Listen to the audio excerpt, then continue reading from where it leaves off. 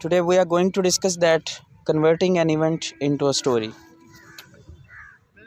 बाज़ औक़ात आपको लिखना पड़ जाता है या बताना पड़ जाता है कोई ऐसा इवेंट जो आप देखते हैं या आपकी मौजूदगी में कोई ऐसी बात होती है जो आपको बाद में बतानी पड़ती है या आपको लिख के कहीं पे बयान करनी पड़ती है।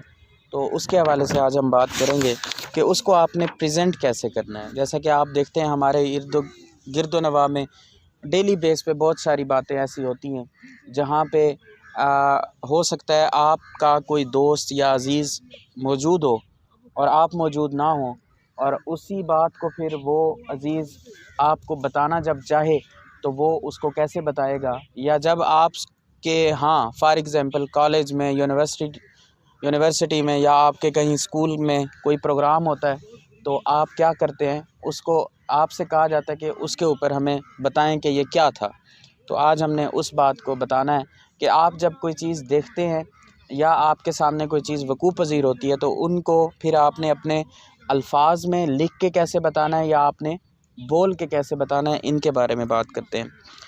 इसके कुछ पॉइंट हैं। पहला पॉइंट है कि सबसे पहले हाउ टू टेल और राइट अ ट्रू स्टोरी। ठीक है, जब आप लिखने बैठें, अगर आप किसी हादसे के बारे में बताते हैं या किसी स्टोरी के बारे में बताते हैं, तो जब आपने लिखना है या आपने वैसे बताना है, so keep in your mind that you have to tell the truth. ठीक है, जब आपने लिखना है या आपने बताना है। फॉर एग्ज़ाम्पल मैं आपको कहता हूँ कि कल जो है आपका जो लास्ट लेक्चर था उसमें क्या हुआ था वो मुझे एक्सप्लेन करें। तो सबसे पहले आपने अपने बात इस जहन में रखनी है कि you just have to tell the truth, nothing more than truth. आपकी सारी बात जो भी हो वो सच पे मबनी हो। That is very first point when you are going to tell a story और when you are going to read a story, that you have to just focus on truth. आपकी बात सच के दायरे के अंदर ही रहनी चाहिए। Number second, select the right things to include. आप जो भी बात करते हैं उसके अंदर हमेशा जब आप लिखने पे बैठें या आप बताने पे आएँ तो आपको पता हो कि आपने सिर्फ जो है राइट जो थिंग्स हैं, जो हकीकत पे मबनी चीज़ें हैं। सच एक और चीज़ है और जो चीज़ें आपके सामने आपने देखी हैं, राइट थिंग्स जो आप बता सकते हैं, आप एक्सप्लेन कर सकते हैं, ये दूसरा एस्पेक्ट है कि आपने चीज़ों को राइट वे में क्या करना है, दूसरे तक पहुंचाना है। उसमें किसी किस्म का कोई रॉन्ग वे ना हो। मींस के फॉर एग्ज़ाम्पल राइट वे कैसे होगा, अगर आप लिखते हैं तो आपके अल्फाज का चुनाव बिल्कुल ठीक होना चाहिए। ठीक है, अगर आप बता रहे हैं तो आपके एक्सप्रेशंस जो हैं that should be like the thing, जिस तरह के वो एक्सप्रेशन या जो चीज़ें वहाँ पे हुई हैं उसके एक्सप्रेशन उसके साथ क्या करने चाहिए, मीट करने चाहिए। उसके एक्सप्रेशन उससे डिफरेंट नहीं होने चाहिए। अगर आपकी लैंग्वेज है so your language should be very proper one, right one. ठीक है, इसके अलावा आप कोई और चीज़ ना बताएं। Do not leave out details. हाँ जी, ये इम्पोर्टेंट है कि आप क्या करें, आप किसी भी तरह की कोई भी डिटेल जो है उसको उससे स्किप ना करें। वो हो सकता है कि उसी आपकी बताई हुई बात पे कोई एनालिसिस किया जा रहा हो, कोई डिसीजन किया जा रहा हो या कोई ऐसी बात मनवाई जा रही हो जो कि किसी के हक़ में गलत भी हो सकती है और सही भी हो सकती है। तो आपने ये नहीं देखना कि आपने अपना वक्त बचाने के लिए आप उसको समराइज़ कर रहे हैं।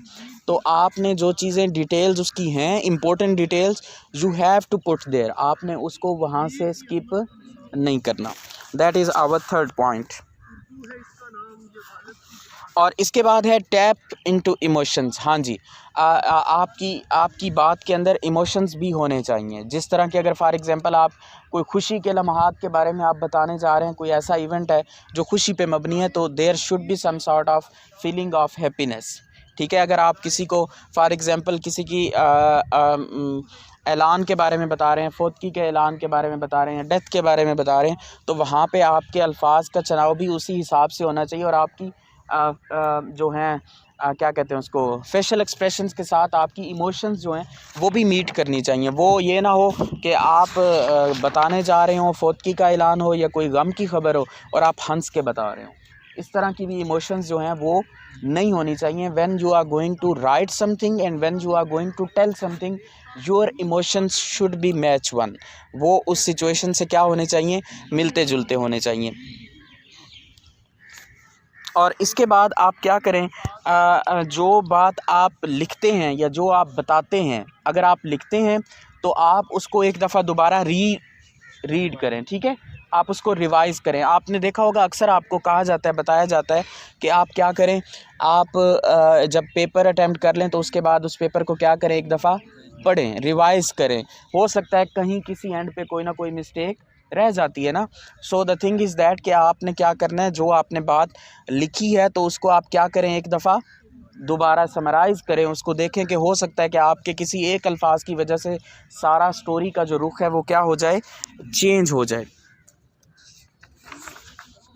और उसके बाद आप कोशिश करें, our last point is that you have to put examples, ठीक है, अगर आप बात लिख रहे हैं तो आप एग्जाम्पल्स दे सकते हैं उसके अंदर। Means according to situation, your example should be according to situation. जिस तरह की सिचुएशन है आपकी एग्जाम्पल भी उसी तरह की होनी चाहिए। अगर आप बता रहे हैं तो आपकी एग्जाम्पल वहाँ पे उसी हिसाब से होनी चाहिए, उसके हिसाब से हट के आपकी एग्जाम्पल्स नहीं होनी चाहिए। आपने देखा होगा कहा जाता है कि आप जब लिखते हैं तो आप किसी बात को वैलिडेट करने के लिए आप क्या दें, वहाँ पे एग्जाम्पल दें, ठीक है ना। कहा जाता है ना, आपसे फॉर एग्जांपल कोई सवाल पूछा जाता है तो आखिर पे लिखा होता है कि आप यहाँ पे इस सवाल के साथ क्या करें, कोई ना कोई एग्जाम्पल दें। तो इसमें भी आप क्या करें, जब आप चीज़ों को लिखते हैं या बताते हैं तो उसकी वैलिडिटी साबित करने के लिए आप क्या कर दें, एटलीस्ट कोई ना कोई एक एग्जाम्पल उसके साथ पुट कर दें।